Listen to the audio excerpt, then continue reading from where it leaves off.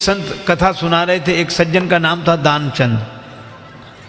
गंगा जी से 12 किलोमीटर दूर उनका गांव था। दानचंद को भगवान ने संपन्नता तो दी थी, धन तो दिया था, लेकिन लोभ ही इतने थे कि लोगों ने व्यंग में ही उनका नाम दानचंद रख दिया था। कभी कोई पुण्य कार्य नहीं किया, कहते खर्च होगा। तो पत्नी ने कहा कि गंगा जी नहाया 12 किलोमीटर दूर हैं, इसमें क्या खर्च हो रहा है, चले जाओ।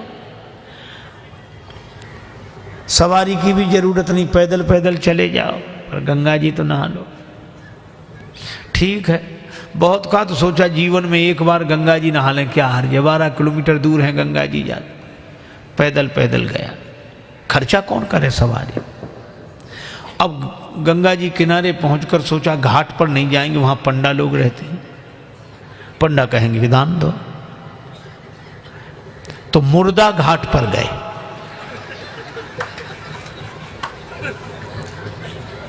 अब मुर्दा घाट तो खाली रहता, कभी कभी कभी कभी दुनिया में अपने घर में कोई सीट खाली करता है तो मुर्दा घाट भरता है, बाकी तो खाली है। सोचा ये ठीक, न पंडा का झंझट, न दान का, न पुण्य का। गए सो कपड़े उतारे, इधर उधर देखा कोई नहीं है, सोचा डुबकी लगा ले। सो जैसे ही प्रवेश किया, डुबकी लगाई। अब कथा बड़ी सुंदर है, भगवान को हंसी लगी कि इतना लोभी आदमी नहीं देखा। तो भगवान ने सोचा कि चलो आज हम इसको छकाते। तो दानचंद ने देखा इधर उधर कोई नहीं था, पर गंगा जी में जैसे ही डुबकी लगा के और बाहर निकले, वैसे ही पंडा के रूप में भगवान उपस्थित। यजमान की जय हो।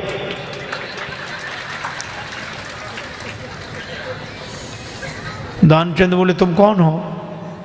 भगवान ने कहा कि हम पंडा हैं, संतोषी ब्राह्मण हैं, इसी घाट पे पड़े रहते हैं। दानचंद बोले मुर्दा घाट भी नहीं छोड़ा। पंडा जी बोले हम संतोषी ब्राह्मण हैं और घाट पर तो और पंडा लोग रहते हैं, हम तो यहीं पड़े रहते हैं, और हमारे लिए कोई ना कोई आप जैसा यजमान आ जाता है, एक एक वर्ष तक का खाने पीने का इंतजाम कर देता है। दानचंद बोले एक एक वर्ष इंतजाम? हम एक दिन का भी नहीं कर सकते, एक समय का भी नहीं। पंडा जी बोले कोई जबरदस्ती थोड़ा ही है, आपकी जैसी श्रद्धा हो, कुछ ना कुछ तो देना पड़ेगा। दानचंद बोले हमने आज तक नहीं दिया। पंडा जी बोले आज तो देना पड़ेगा। तो अब सोचा क्या करें, बोले उधार दे रहे हैं। उधार? हाँ। कितना? बस वो एक धेला, उन दिनों चलता था, एक धेला, बस 1 पैसा। भगवान ने कहा चल दिया, तो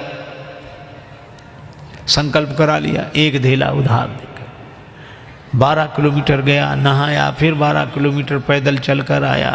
शाम होने को आई, थका हुआ दानचंद बेचारा घर में भीतर सोने ही जा रहा था। तब तक दरवाजे पे आवाज आई, यजमान की जय हो। दानचंद का देखो कौन है। पत्नी बाहर गई, देख कर आई और बोली किसी पंडा से कुछ देने के लिए कहे आए थे? दानचंद बोले कहा था। बोले आ गए, बाहर आई हैं। दानचंद बोले आ गया वो? हाँ। दानचंद बोले कि कह दो कि अभी दानचंद बीमार हैं, 2-4 दिन बाद आना। पत्नी ने कहा कि वो तबीयत खराब हो गई, वो बीमार ज़्यादा हैं, आप 2-4 दिन बाद आना। पंडा जी बोले दान मिले चाहे ना मिले, पर हमारे संकल्प में वो हमारे यजमान बीमार हो, ऐसे संकट के समय यजमान को छोड़ना धर्म नहीं। हम भी यहीं रहेंगे जब तक वो स्वस्थ नहीं हो जाते, यही इंतजाम कर दो। आप तो सामग्री ला दो, हम तो बना लेंगे अपने हाथ से भोजन। पत्नी ने फिर जाके कहा, पर दानचंद भी अद्भुत आदमी,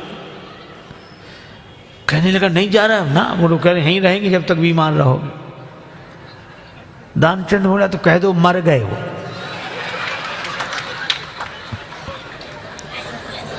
तो ये ऐसे कैसे कह दें?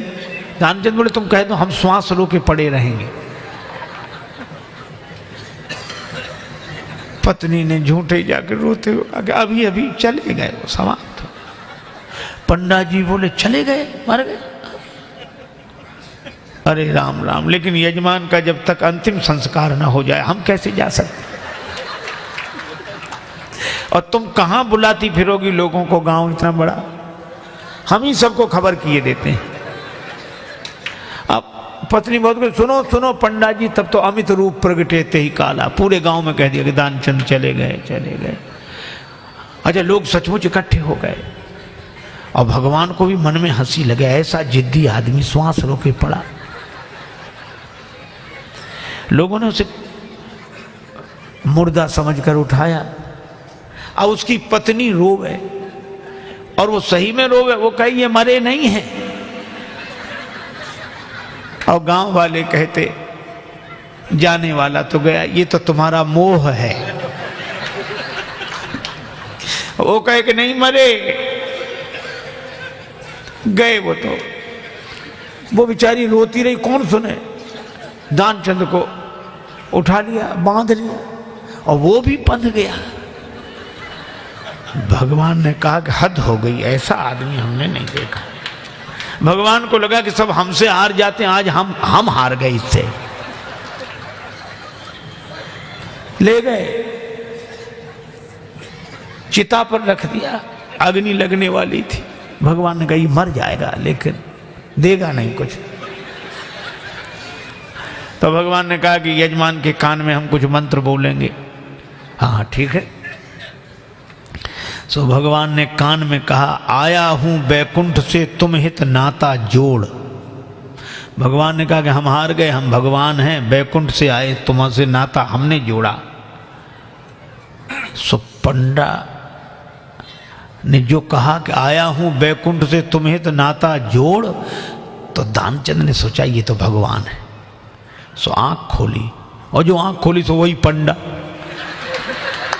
और जो पंडा को देखा तो फिर आंख बंद कर ली। भगवान ने कहा कि हम तुमसे कुछ नहीं लेंगे, मांग ले हो वरदान कछु, तुम ही हमसे कुछ मांग लो। तो दानचंद क्या बोला, बोले धेला दीजिए छोड़, बस वही छोड़ दो और कुछ नहीं चाहिए। अब बोलो, ये लोभ की अति, इतनी अति।